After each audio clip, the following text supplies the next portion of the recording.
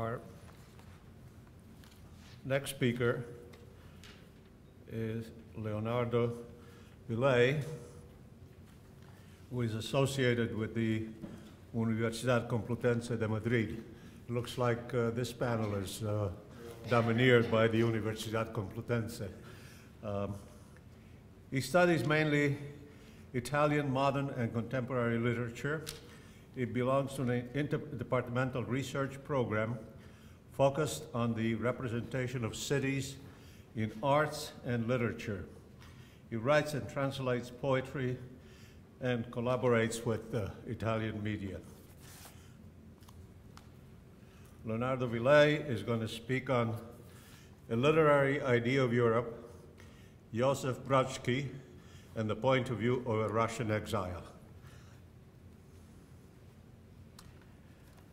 Thank you. I want to thank the university, Stony Brook University, the Center for Italian Studies, all the professors, you are here, and Mario Mignone, who I never met in person, but who was so kind with me to accept my proposal, and Professor Luigi Troiani, who is the main responsible for my presence here.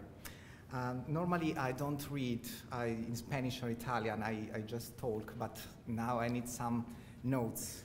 And so I ask you to forgive my bad pronunciation. I hope to be understandable. And so I will start with some questions. Is it possible to talk about a European literature? Is European literature an intelligible field of study? Several authors proposed an answer to those questions, and we're going to talk about their theories. And we will see that many of them, they talked during a crisis. So Europe and crisis again in front of literature. So that we can add, is it possible to talk about European literature just during a crisis? I intend to explore another point of view. But let's go to the past. At the end of the 18th century, the German poet Novalis identified Europe with Christianity. In the essay, Christendom or Europe, Novalis called for universal Christian church to restore, in a new age, a Europe whose medieval cultural, social, and intellectual unity had been destroyed, according to him, by the Reformation and the Enlightenment. The Romantic poet read his essay in front of an astonished Friedrich Schiller. Goethe judged the thesis as inadmissible.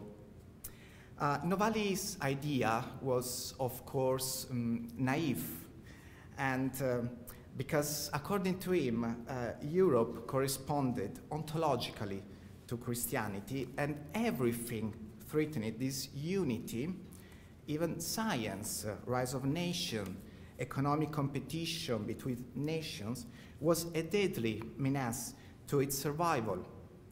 So, according to Novalis, peace was ensured in Europe by a spiritual union that had to reject every kind of modernity. It's a very strong romantic idea, of course, but the debate was going on, and some years later, the French historian and politician François Guizot thought exactly the opposite. He assumed that modern Europe culture was heterogeneous, stormy, confused, various. Every shape, every principle, every idea, every social organization, every kind of power were possible in Europe. Democracy, theocracy, monarchy, different degrees of liberty, different classes of richness and power. According to Guizot, Europe was a mosaic, not just in a linguistic sense, and this mixture was our reality, according to him. And some years later, again, another war, another moment of crisis. We are in 1984, and the German philologist Ernst Robert Curtius wrote an essay that is still considered a reference to the idea of a European literature. He could publish his essay just in 1948 after the Nazis' fall. Much of Curtius' work was indeed developed while the Nazis were in power, and his interest in European literature as a part of continuous tradition that began with Greek and Latin authors and continued throughout the Middle Age is his main inheritance.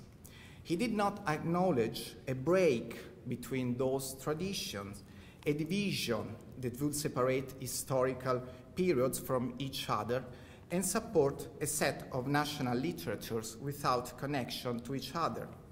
So the synthesis of Curtius' work is first that the division between national literatures in Europe is counterproductive, and second, that much of the literature relations to medieval later rhetoric in use of commonplace metaphors, turn of phrase, or topoi, as we use his word, is the main European inheritance.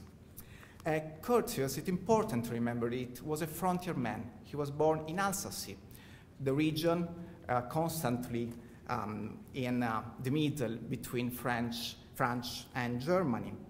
And so he was interested, when he was young, in French literature, and during the Nazis it was the enemy's literature. Then he continued to look for similarities more than differences. And in his attempt to remove borders, and he was a frontier man, he extended the classical concept of Romania.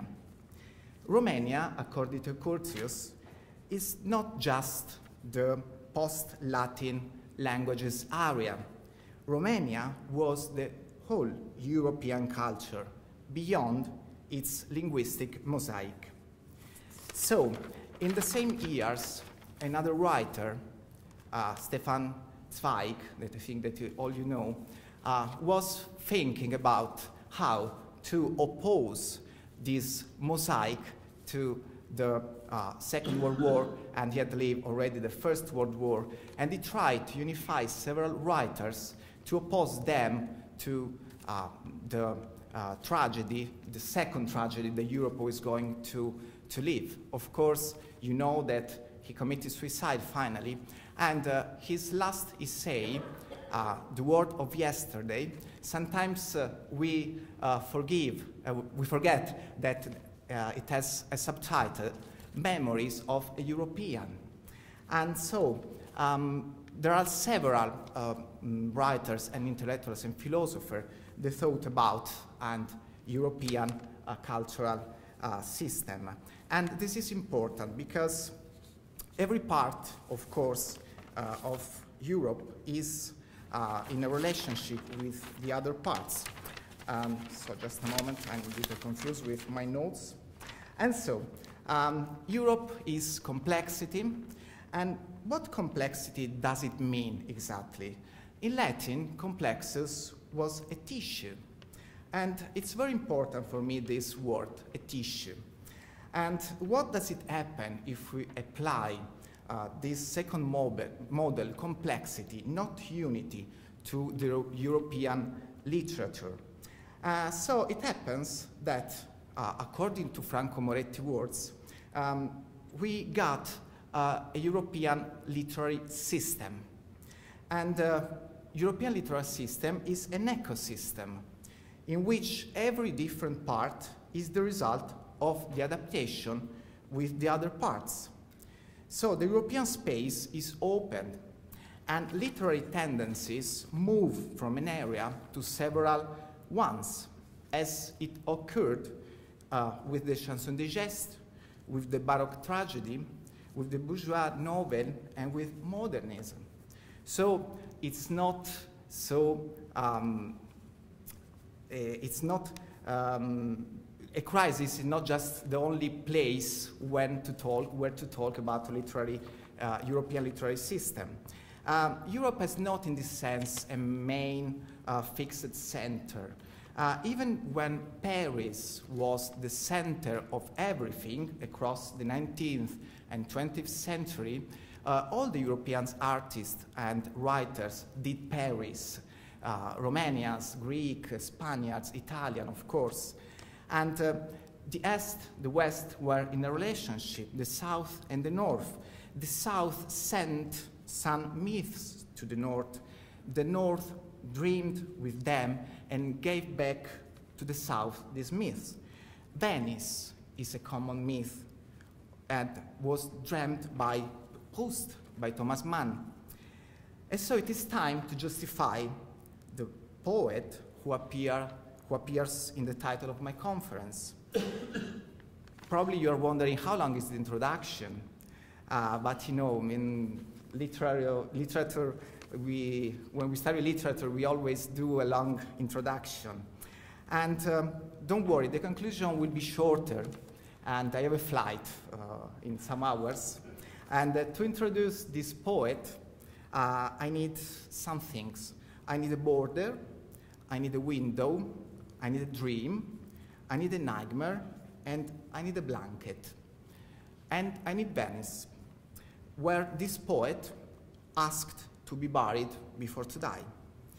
The Russian Jewish poet Josip Brodsky was born in 1940 in Leningrad.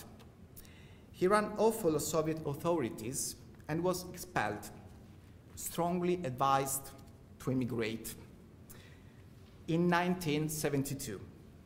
And he settled in the United States with the help of the poet Oden and other supporters. He taught at different universities, at Yale, Columbia, Cambridge, and Michigan. He never came back to Russia, and he died in 1996. So the exile was his new home, and from the exile he wrote, among other things, a magnificent essay about his city, Leningrad or St. Petersburg. Indeed, the essay is called A Guide to a Renamed City. Now they include it in less than one selected essays published in New York. So St. Petersburg, the city, changed name several times according to the power of every time. Brodsky says that for people, for inhabitants, the city is just Peter. Let's listen to his words. But Peter I had a vision of the city and of more than the city. He saw Russia with her face turned to the world. In the context of his time, it means to the west.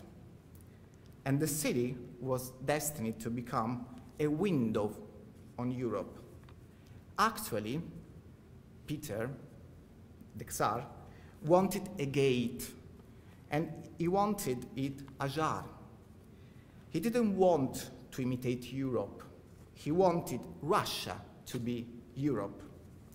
So that Peter, the city, grew up as a dream of a visionary Tsar who wanted to be part of Europe.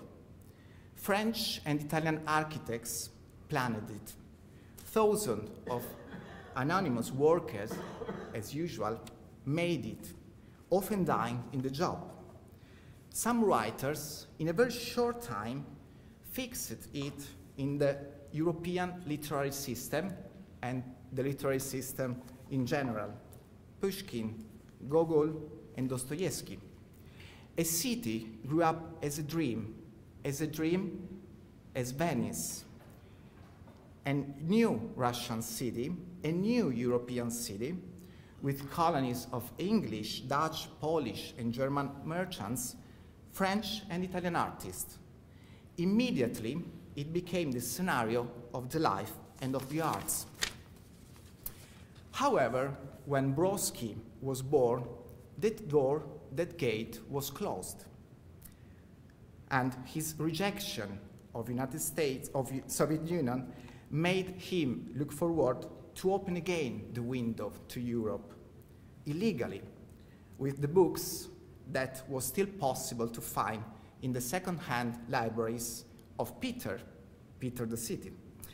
So that French, English, German, Italian novelists, poets, and philosophers became his friends. And some of those spiritual friends became real ones and helped him to abandon the nightmare of a dissident's life. So in the United States, he took shelter, and in Europe, he asked for a grave. During several journeys, he visited two places that for different reasons marked his life, Rome and Venice. We know that by his essays, by his diaries, but above all by his poems. Italian poems is a collection of verses all settled in Italy. We can find elegies dedicated to several places, or erotic poems in which Brodsky is a nouveau Orazio, a nouveau Catullo, and Michelina is a nouvelle Cinzia, Lesbia, Livia, or Giulia. And I found a verse that summarized my whole conference.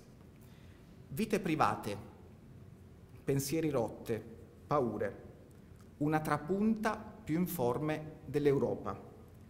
Private life, fears, shredded thoughts, the jagged blanket renders the contours of Europe meager. So, a jagged blanket. I'm going to close this long digression, and I hope that you are not too confused. What I intended to point out is that the European literary system is a big digression made by different parts in relation among themselves, and several doors and several windows. Frontiers, of course, exist, inside and outside. Roots, of course, exist, and are severally strong. But interconnection is stronger than frontiers and reaches Russian or American writers. So both Curtius and Guizot were probably right. European literature is a unity made of different parts, una trapunta informe, a jagged blanket. So the language of European literature and of the European Union is translation. But national scholar curriculum are still focused just on one part of this complexity. I'm thinking about secondary school, not university, of course. And I'm not naive, especially in front of you. I know that we cannot change our mind just with literature, but I do think that a transnational, a trans-European curriculum in literary, history, and arts could help Europe to be stronger. And so we need also poetic metaphors. We need a jagged blanket. We need una trapunta più informe dell'Europa. Thank you for your attention.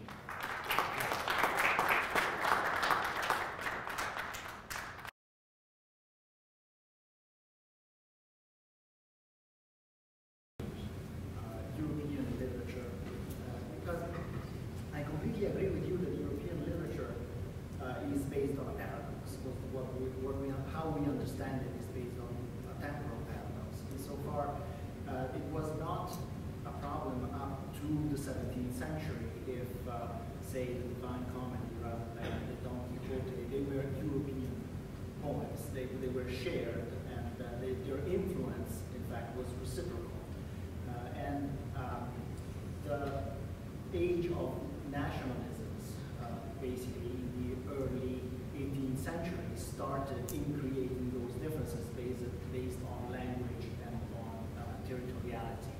And so we have the paradox of, say, les Mauristes, the Benedictines in France, in Paris, writing the Histoire de la littérature française and fighting with the Italian Jesuits if Virgil was to be considered an Italian or a French poet, because the French were saying, but Caesar says that Mantua is in Gallia Cispadana, so if Caesar is the authority, then Virgil is an Italian scholar, a French author, while the Italians would say, but no, Mantua is in Italy, and so, and by the same extent, the Jesuits started mitigating the origins of Seneca, say. So was Seneca a Spanish author or an Italian author?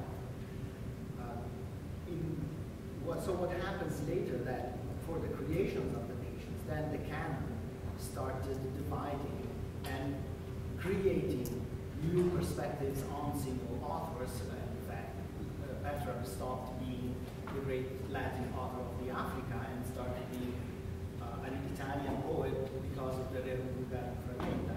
And so European literature was fragmented in this epoch of nations, and in fact Goethe, quoted, was trying to reverse the action and try to understand what he calls the world literature is really Western literature with some addenda from the sacred texts of the East. But so it seems that now with the creation of the European Union and the programs coming from it, and I'm thinking of the Erasmus program, we are perhaps going back to a broader idea of what the national literature means. And so my question to you is, from your perspective as a scholar formed in Italy and now working in Madrid, do you see an enlargement of the barriers? Do you see that we are going back to the consideration of comparative literature, not as different literatures compared, but as the unification of what literature, Western literature, is intended to be? Leonardo, vorrei aggiungere qualcosa. I wish to add one element. The language used in literature. Gogol, just to be near to his report, Russian poet, Russian poet. Gogol is from Ukraine, but he wrote in Russian. And everyone considering a Russian writer, and imagine the problem for Ukrainian patriots in this dire moment, who would agitate the flag of Gogol just to express their identity, and in a way they are limited. Or even more dramatic, imagine the poet and writers of Africa writing in French or in English, the colonial language, and they have been formed in the schools in the continent in Europe, but they talk and write about their own roots in another language, like American here as some. I mean, it's an problem. So here is the question, because Italian language is suffering in the last decades decadence in respect to previous language. It's less used and is less popular, and even in the courses are less attended as before. It's not a universal process, but the broad tendencies, unfortunately, in these languages.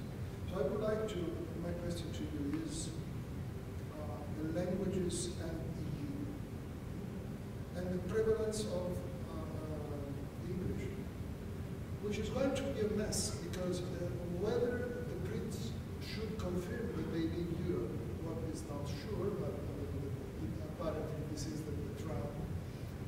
The most used language in the EU is a foreign language, because none of the 27 has the English as official language. Of course, Maltese speak, and even Irish, but it's not their language, it's colonial. This will be a very nice situation.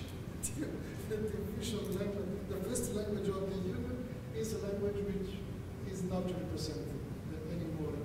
Imagine the question. By the way. Okay, I'll try to answer. Of course, the age of nationalism separated the national literatures in a strong way, and in a way we still study in that path. I'm thinking again at secondary and primary school. For example, in Italy, the Italian identity was strongly built by a literary identity. And so Dante is really the main Italian nationalist invention. Of course, it is the age of history of French literature, history of Italian literature, of course it is. But at the same time, I think that Erasmus program is completely, is too narrow to solve the problems that the nationalist curriculum produce in European citizens, because just 2 or 3% of college students, they participate in the Erasmus project. College students, so it's nothing percent of young Europeans, nothing percent. And so the adoption of a new point of view that of course has to include the present. That's why the metaphor, the Brodsky metaphor, it was so impressive for me. Una trapunta informe, a complexus, a tissue. It's something that it's not finished. And the literary system, of course, is not just European. The influences are several, but the national curricula are still too strong in arts too, and in history too. And so Erasmus project or college is not enough to solve that problem. And we have really to think about people who don't go to the college, that are majority. So 85% of citizens, they don't go to the college. And about the decadence of the language, I know, but it's a worldwide question, a worldwide issue. In every country, they say the same. Probably there is something that is simplifying the language everywhere. But I think that we don't have to arrive to strong conclusion. We have to wait. These movements are long, are so long. And so we cannot judge for 20 years or 30 years. And for example, another issue that I think it should be included in the European project is a bilingualism education in every country, because it absolutely demonstrated that when children grew up in a bilingual modality, they have a different vision of words. So I'm not worried about English, for example. The problem is English and what else? So if it's English and Portuguese, Portuguese and German, Italian and Finnish, it's perfect. It's perfect, and it's perfect if most of children would be educated in this way with at least 2 of European languages, at least. And if one of these is English, it's better for them because they live in the world, not just in Europe. And if the language of literature will change in a direction that we still don't know, Italian, Spanish, they were dialect of Latin. And so we don't have to worry, to be so worried. And, but we have to front the nationalist inheritance in our studies too, and to recover that idea that you well said, until the 17th century was in a way clear that Cervantes wasn't a Spanish writer. What is a Spanish writer? What is an Italian writer? A person who writes in Italian or who writes in Spanish, of course with roots, with an inheritance from his culture, but there's no culture that is an island or a desert. And so I think that, I don't know what I'm saying. I think it's enough. I hope it's enough, my answer. At this point,